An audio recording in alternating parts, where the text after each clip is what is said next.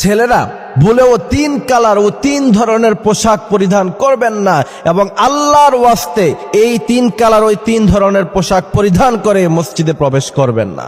যদি পরেন আপনার উপরে আল্লাহ পাকের লানত চলে আসবে।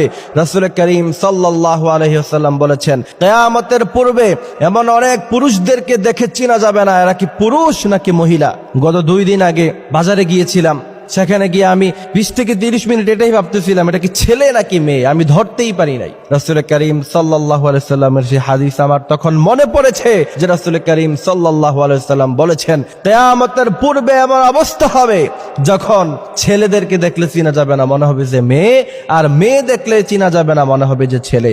আর এমন অবস্থা যাদের হবে বুঝতে হবে আল্লাহ পাকের লানত মিনিটে মিনিটে তাদের উপরে নাজিল হচ্ছে। কিয়ামতের ময়দানে জাহান্নাম ছাড়া তাদের বিকল্প কোনো রাস্তা নাই। আর বিশেষ করে এই কালারের পোশাকগুলি পরে, এই ধরনের পোশাকগুলি পরে কমসে কম আল্লাহর ওয়াস্তে আপনারা মসজিদে আসবেন না।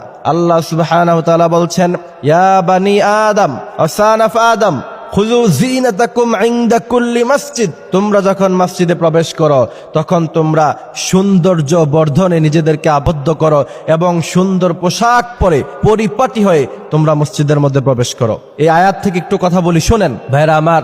আল্লাহ সুবহানাহু ওয়া তাআলা কোরআনের কোথাও ছেলেদেরকে সাজসজ্জা করতে অর্থাৎ সুন্দর হয়ে পরিপাটি হতে স্পষ্টভাবে আল্লাহ সুবহানাহু ওয়া তাআলা কোথাও বলে নাই। শুধুমাত্র একটি জায়গায় বলেছেন, খুযু যিনাতাকুম ইনদা কুল্লি মসজিদ। যখন তোমরা মসজিদে প্রবেশ করবা সুন্দর পোশাক পরে তারপর তোমরা মসজিদে প্রবেশ করো। তার কারণ হলো এই মসজিদের মধ্যে গিয়ে কাকে সেজদা দিবেন? আল্লাহকে দিবেন। আরো জোরে বলেন, কারে দিবেন? আল্লাহরে দিবেন। এমপির সামনে গেলে, মন্ত্রীর সামনে গেলে, আপনার বড় ভাই লিডার তার সামনে গেলে আপনি সুন্দর পোশাক পরিধান করে যান, ফিটফাট হয়ে যান।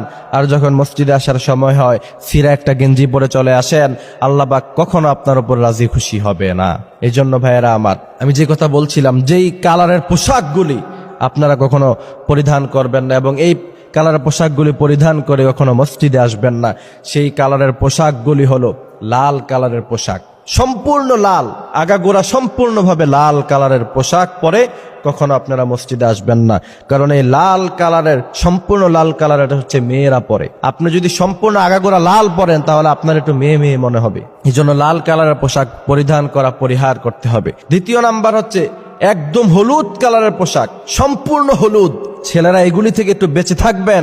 আপনি একজন ছেলে মানুষ, আপনার একটা ঐতিহ্য আছে, আপনার একটা সৌন্দর্য আছে। আপনি এমন কালারের পোশাক পরলেন, আপনার মধ্যে কোনো পুরুষত্ব ভাবই থাকলো না। লাল কালারের পোশাক এটা মেয়েদের পোশাক, হলুদ কালারের পোশাক এগুলি মেয়েরা পরে।